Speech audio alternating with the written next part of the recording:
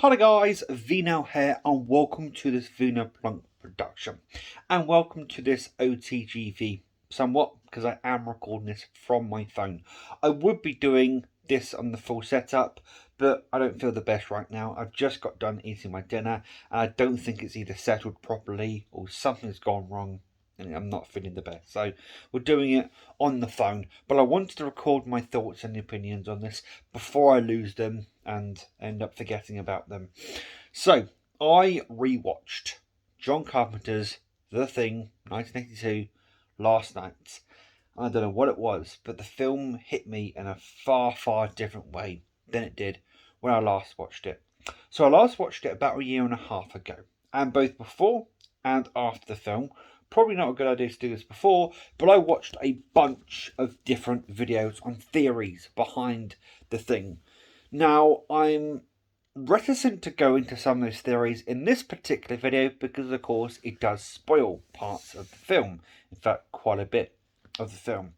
However, I had the opportunity of watching the film last night through a different lens, and we'll talk about that in a moment. So when I watched it a year and a half ago, I went into the film knowing most of the film, not knowing necessarily how the film was constructed, because of course a lot of these theory based videos put the clips out of context, out of sequence, so it's not necessary to get the full picture, whereas watching the movie you get the full picture. And I knew pretty much what was going to happen, sort of when it was going to happen, not just precisely when it was going to happen. And that may have ruined part of the film for me, I would admit that.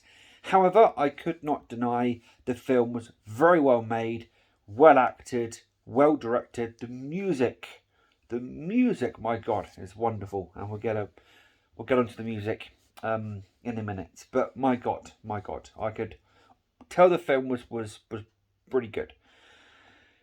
However, about halfway through the film last night, I audibly said out loud, "This is a masterpiece," and I happened to be watching the film with someone at the time, and the person said, whoa, slow down there, buddy. Masterpiece? Now, this isn't something I normally say. I'm very, what's the word? Subdued when I talk about things. I don't like to use the word the best of or masterpiece or things of that nature. Those are reserved. The word masterpiece for me is reserved for very special films. And right now, having watched The Thing last night, I, without a shadow of a doubt, think The Thing deserves the moniker of masterpiece. Now, to give you a bit of context, my favourite film of all time is either Alien or Beetlejuice. Beetlejuice not so much, but with Alien it shares some thematic similarities to The Thing. You've got the paranoia, you've got them being stalked by some unknown entity. You've got the gore. It definitely plays a big part in both the film, less so in Alien, but definitely in The Thing. The score in both of those films, the direction in both of those films, the acting in both of those films, all of it stellar. They both use relatively at the time unknown actors and actresses and things of that nature. So Sigourney Weaver, relatively unknown. Kurt Russell at the time, relatively unknown. Of course, he went on to become the powerhouse that Kurt Russell was, what have you. But at the time, relatively unknown. But still, they both have that sci-fi horror theme behind them. You know, all that kind of good stuff. And I mention that because, of course, I will say this may give me a bit of a bias when it comes to how I feel about the two movies or about The Thing in particular. Just focus on my face there. But I was watching it last night, and paranoia plays a big part in The Thing. And just it hit me. The music, the way the film's constructed, the way it just pokes and prods. The way I explained it to the person I watched it with is like there's a fuse that's just burning all the way through the film. Now that fuse doesn't necessarily lead to a bomb go off, it's just sizzling under the surface the whole entire time. It's sizzling under there. And you're waiting for it to maybe go boom. Does it go boom? That's up to your perception. To be completely honest, your interpretation of the film, whether that fuse actually leads to a stick of dynamite or to a bomb or something goes.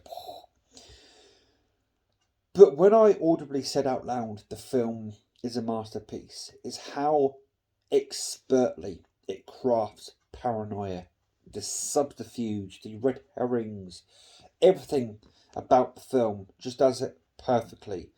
And I want to say it's Hitchcock-esque in its deliverance of that paranoia, that subtleness, that unnervingness. The film just gets under your skin in a way that is very human.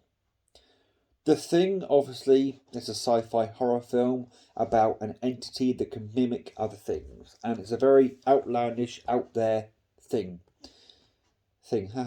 However, what the film does beautifully, I think, is the human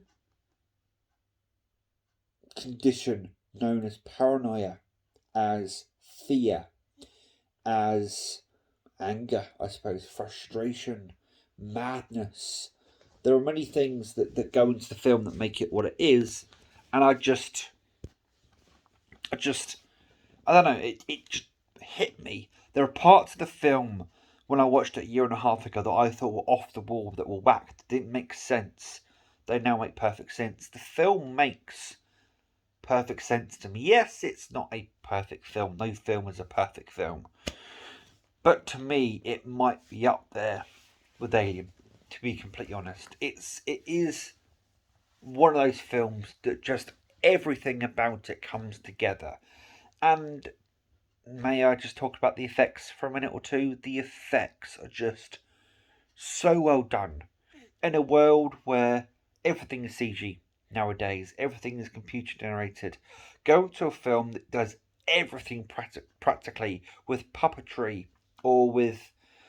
Well, the other thing I think about in the film is like puppetry, because that's the main way I think it probably achieves most of the effects that it does, with maybe some green screening or blue screening or things of that nature. But the film just does a fantastic job, and the adherence to doing it practically like that. John Carpenter's a genius, to be completely honest. The screenwriter, Dean Cundey, who also worked with John Carpenter on Halloween, is absolutely fantastic. The film is amazing, and the score. I don't know if I mentioned it in this particular take, because I've done this a couple takes, but the score by Ennio Morricone. How can we talk about the thing without talking about his wonderful, and his score is very John Carpenter-esque. For those of you who don't know, John Carpenter is actually a musician himself, does sort of synthy electronic kind of stuff. He did the Halloween theme, to give you an example of the kind of music that he does. He goes on tours. He's a really talented guy. He's a really good keyboardist. He does really interesting music. Ennio Morricone is the principal composer for The Thing, but he uses very John Carpenter-esque music throughout the entire film, and it punctuates, it sizzles, it. If you couldn't tell, I'm kind of in love with the film, and it really does craft that intricacy of paranoia so well.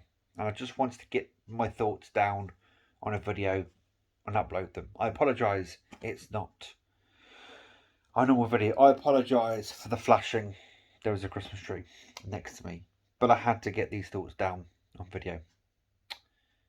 Hopefully you understand where I'm coming from when it comes to the film. If you haven't seen the film yourself, I urge you to watch it. If anything what I've just told you sounds even remotely interesting, source the film, get hold of it, watch it. It's actually based on a 1950s called The Film from Outer Space. The Thing from Outer Space, I apologise, which is also based on a book of that same name that came out, of course, earlier. So, and that's a 50s film. It's also, in a lot of people's minds, a very good film. Nowhere near the same film as the 1982 one, but thematically very similar. So I actually might seek that out and see. And of course, there was the 2011 film starring Mary Elizabeth Winstead, among many other actors and actresses. It's actually a prequel to the 1982 film. So, with all that being said, guys, hopefully you enjoyed this video. Please take care, and as always, enjoy the rest of your day. Ta-ra!